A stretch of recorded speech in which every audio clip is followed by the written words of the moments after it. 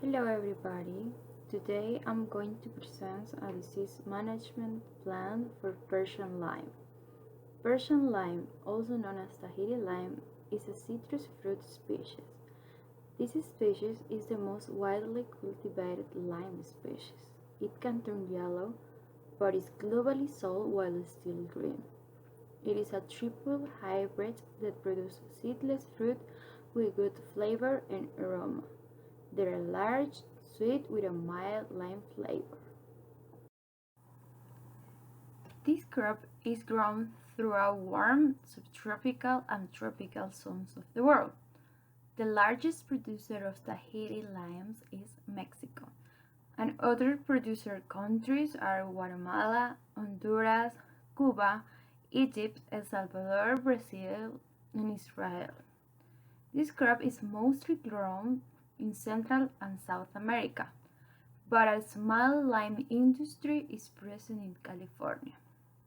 It prefers temperatures between 25 and 31 degrees Celsius, high light intensity, good irrigation in dry season, and well-drained loamy soils.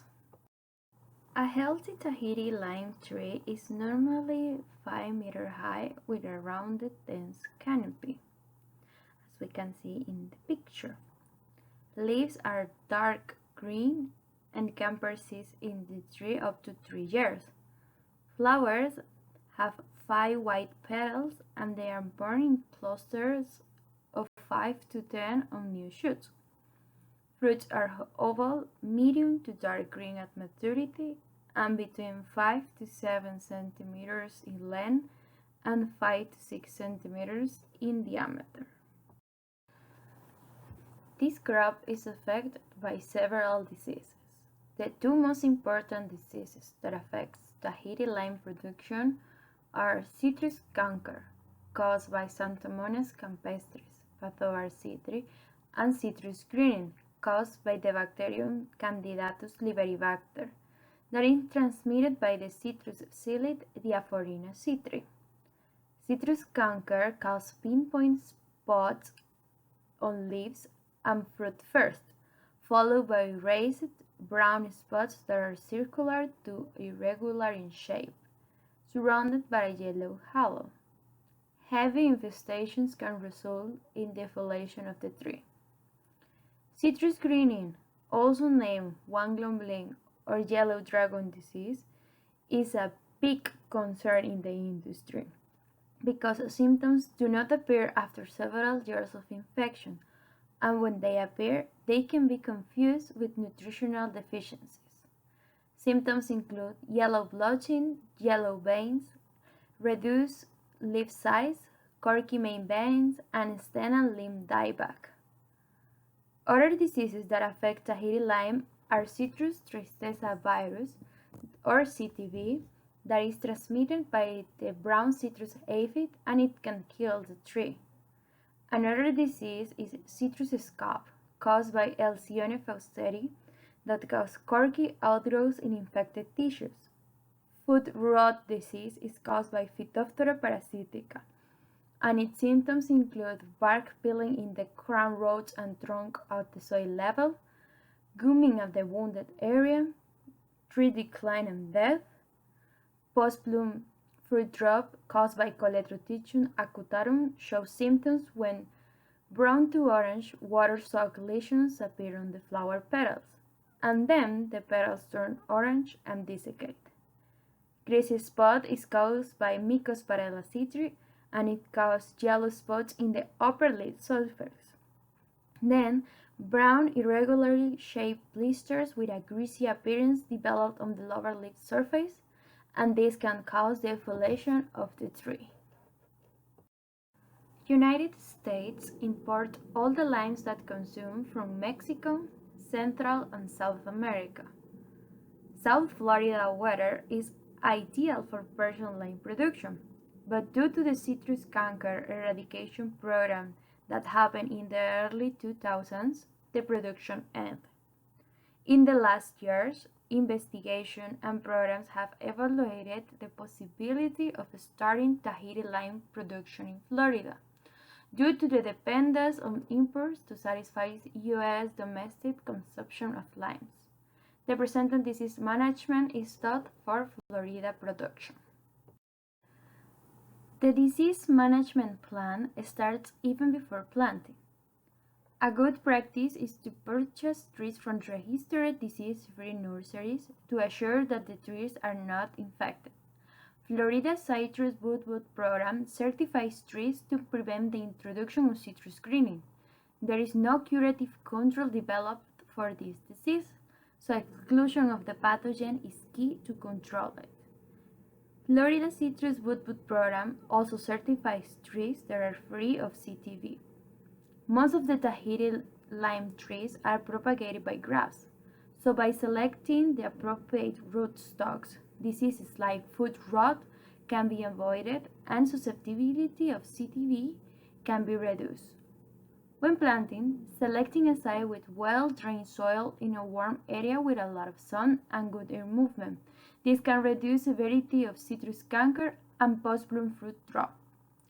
Planting the trees in early spring is also a good practice. This way they have time to become established before the heat of summer arrives, and by planting the root ball 1 inch above the soil, fruit rot can be prevented. During growing season of the trees, several cultural practices can be applied to manage diseases. Like the removal of infected trees can reduce the spread of citrus greening.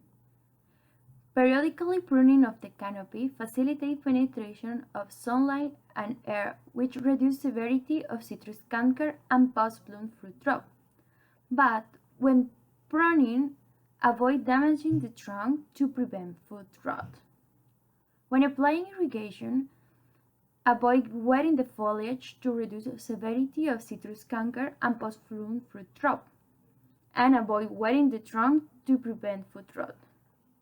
Also, with mulch application to the trees, fruit rot can happen, so it's necessary that the mulch do not touch the trunk.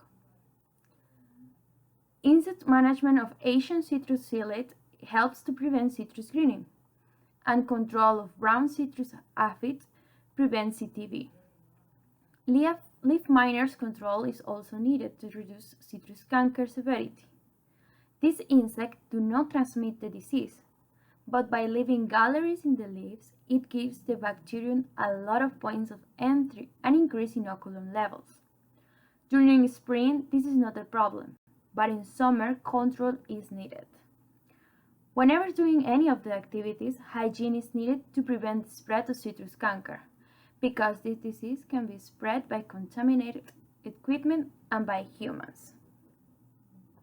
Routinely copper-based fungicide applications can reduce the impact of citrus canker. In rainy season, that is from May to September, these fungicides can prevent citrus scab and greasy spot. Algal disease can also be controlled with applications from mid-summer to late summer, but do not apply fungicides during bloom, that is from February to April, because this can increase severity of post-bloom fruit rot. During dry season, as little of 0.5 to 1 pound of metallic copper can protect the plants. But during rainy season, more than 1 pound is needed every 3 weeks to have an effective protection. Activation of the systemic acquired resistance can be chemically stimulated to induce resistance to citrus canker. Blockade can be applied to activate this mechanism. In new plantings that are trees from 0 to 3 years old, applications during spring, summer, and fall at a 60-day intervals are effective to limit disease establishment. In young bearing plantings that are trees from 4 to 5 years old, the same amount of applications during spring, summer, and fall can limit the development of lesions in the foliage and reduce fruit infection. The same happens for mature bearing plantings that are trees from 6 years and older, where application must be in a 45-day interval. These are the references that I used to complete this presentation. Most of them come from the Florida Extension Program. Thank you so much for your attention.